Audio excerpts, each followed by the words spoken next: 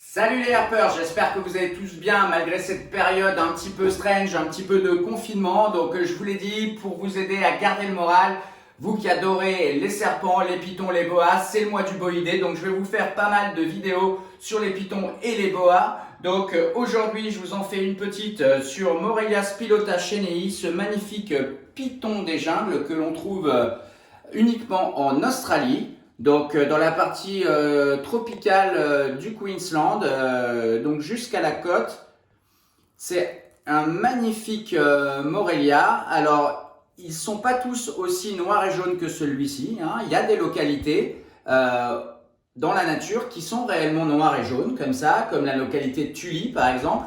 On en a actuellement à l'élevage. C'est un Morelia spilota chenei de localité non déterminée, mais qu'on appelle 50-50 parce qu'ils sont à moitié jaunes, à moitié noirs. Donc une très belle souche de Morelia spilota chenei. Donc comme vous le voyez, dès qu'ils grandissent, quand ils sont petits, ils sont un petit peu craintifs, un petit peu nerveux. Mais quand ils vieillissent, ils se calment. Si vous êtes cool, tout va bien. Et en fait, c'est pas du tout comme on le voit souvent écrit des animaux qui sont prompts à mordre et à se défendre en mordant. C'est uniquement de la peur. Et c'est vrai que quand ils sont jeunes, ils sont un petit peu craintifs. Et au lieu de se mettre en boule ou d'avoir une défense passive, ils se mettent assez facilement en S. Mais si vous n'avez pas peur et que vous y allez cash, à la fin, ils deviennent comme ça. Ils ont vraiment aucune peur de l'homme. Ils sont vraiment très à l'aise dans les mains. Donc vous voyez, c'est un animal qui est capable de grimper, évidemment. Il n'est pas complètement arboricole, mais il est semi-arboricole. Donc il est capable il a une queue préhensile hyper active. Donc il est capable de se tenir, vous voyez, il peut se pendre comme ça à une branche. Et la nuit, ils viennent chasser comme ça vers le bas des arbres.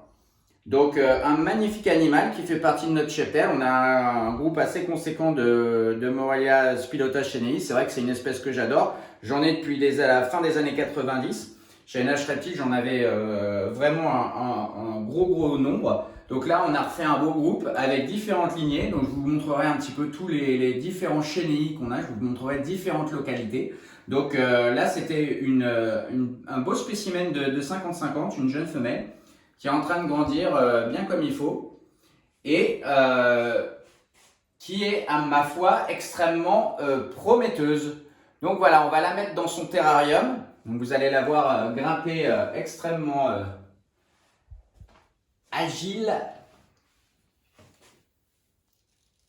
sur ses branches. Alors attention, hein, ils sont agiles et ils sont à l'aise dans les branches. Mais ce n'est pas un animal strictement arboricole. Il peut tout à fait être au sol certains moments, voire tout le temps. Il y a même certains éleveurs qui les élèvent dans des terrariums plutôt bas, voire même en rack.